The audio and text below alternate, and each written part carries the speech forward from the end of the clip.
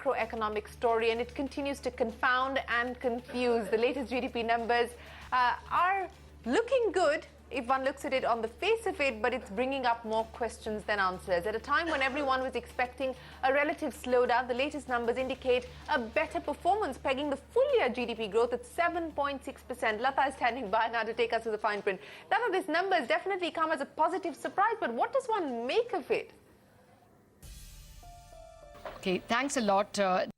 Actually, yeah, you're right in saying that these are a positive set of numbers. The positives are as follows. The full year GVA number is expected to come at 7.3%, and the GDP number, which is plus taxes minus subsidies, is expected to come in at 7.6%. So whether you look at it as GDP or as GVA, it is between 20 and 40 basis points better, higher, stronger than last year, which is FY15. So in that sense, it is definitely a growth number. Let me now just read out the GDP numbers to you. Q1 GDP has been revised to 7.6, Q2 to 7.7, and Q3 to 7.3. So the full year GDP is expected to come at 7.6, but obviously the GVA numbers are weaker because the full year GVA is expected to come at only 7.3%. Also positive are the GDP growth at current prices. That is important because deflation can make the current price GDP look smaller, which was the case in the second quarter. But in the third quarter, the CSO estimates that at current prices as well, the GDP has grown by 9.2%, which means deflation appears to have petered out somewhat. And the full year GDP at current prices is expected to grow at 8.6.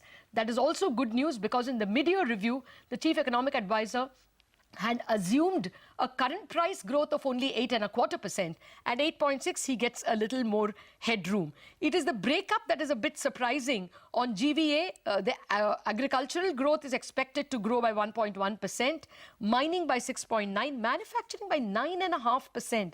That's solid. Electricity 5.9%, construction at 3.7%, trade, transport and communication at 9.5%, financial services at 10.3%, and public administration at 6.9%. Some of these definitely, like manufacturing, look too good to be true, going by the IIP numbers that we have so far. The other few numbers I want to add, the private final consumption expenditure, looking at GDP from the expenditure side, has come in fairly decent at 7.6%. So consumption has grown from 6.2 last year to 7.6%. Government expenditure has fallen badly to 3.3%, and gross fixed capital formation at 5.3 is modest, but better than the 4.9% in the previous year. So capital formation also is at least inching up. Exports, of course, are a disaster, as are imports. Both have contracted by 6.3%. There is improvement in the numbers, which is quite satisfying.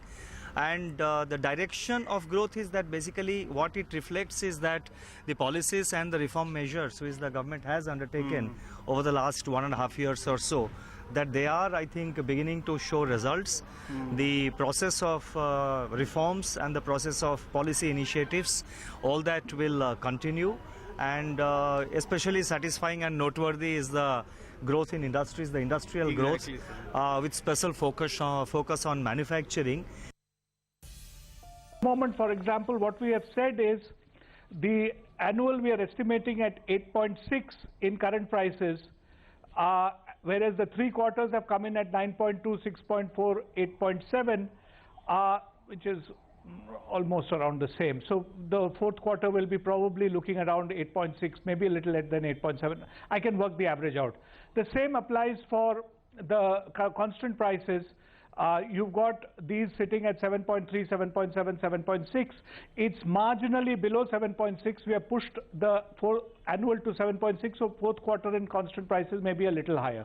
That's one way of calculating it, and it can be done. In past quarters, there was a question mark about the translation from GVA to GDP because in quarters where indirect taxes were quite strong, there was some question marks about the deflator, and I'm just wondering if that's going to be a continuing issue, because I think the GVA numbers are much more in line with expectations to the extent that the net indirect tax number is higher. We really should be deflating out any tax changes along with price changes to get at real net indirect taxes. So if the base on which taxes are being levied, which is GVA, is only growing in the low 7s. Harder to imagine how come net indirect taxes are growing much more than that. But we'll have a look at the numbers to see what deflators have been assumed for this quarter. So the confusion there continues on the strength of those GDP numbers today, an upward revision which has surprised just about everyone on the street. But the other big story